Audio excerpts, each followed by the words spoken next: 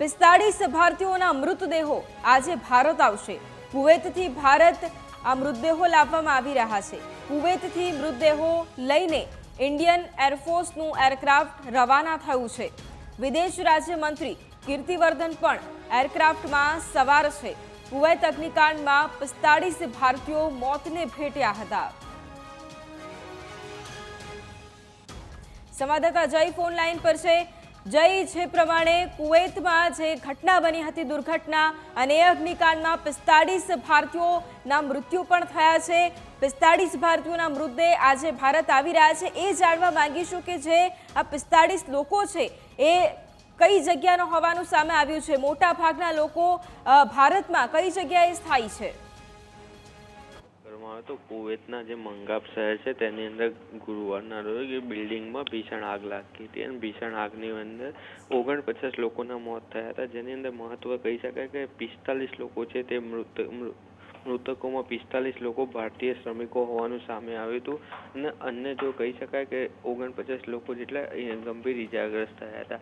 જે ભારતીય 45 ભારતીયો છે તે લોકોના તમામના મૃતદેહ અત્યારે ભારતીય વાયુસેનાના એક વિશેષ વિમાન થકી કોચી આવી રહ્યા છે, કેરળના કોચી આવી રહ્યા છે।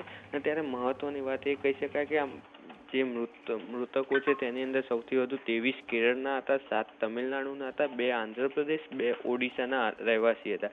ત્યારબાદ કહી શકાય બીજી તરફ બિહાર, મધ્યપ્રદેશ, કર્ણાટક, પશ્ચિમ બંગાળ અને ઉત્તર પ્રદેશના એક મજૂરો હતા જે લોકોએ જીવ ગુમાવ્યો છે। એટલે કઈ જે દિવસે ઘટના બની તે બાદ તેમના જે મૃત્યુનું સામે આવ્યું હતું તેને લઈને ભારત સરકાર પણ એક્ટિવ મોડ પર આવી ગઈ હતી અને તેમને જેમ બને એમ ઝડપી મૃતદેહ તેમના વતન પરત આવે અને તેમના પરિવારજનોને સોંપવામાં આવે તે પ્રકારની વ્યવસ્થા પણ કરવામાં આવી હતી। અને જે કહી શકાય કે અકસ્માતના થોડા કલાકો બાદ જ ભારતના જે વિદેશ મંત્રી હતા તે પણ ત્યાં કુવૈત પહોંચી ગયા હતા અને ત્યાંના સ્થાનિક અધિકારીઓ તેમજ વિદેશ મંત્રાલય સાથે સીધી જ વાતચીત કરી હતી અને સમગ્ર મામલે જે આ ભારતીયોના જે મૃતકો હતા તેમના મૃતદેહ ઝડપી ભારત આવે તે પ્રકારની વ્યવસ્થા કરવામાં આવી। એટલે કહી શકાય કે અત્યારે થોડીક જ વારની અંદર જે કેરળના કોચી છે તે જગ્યાએ 45 ભારતીયોના મૃતદેહ થોડી વારમાં પહોંચી જશે અને તેમના પરિવારને મૃતદેહ સોંપવાની તજવીજ હાથ ધરવામાં આવશે। જી, તમામ જાણકારી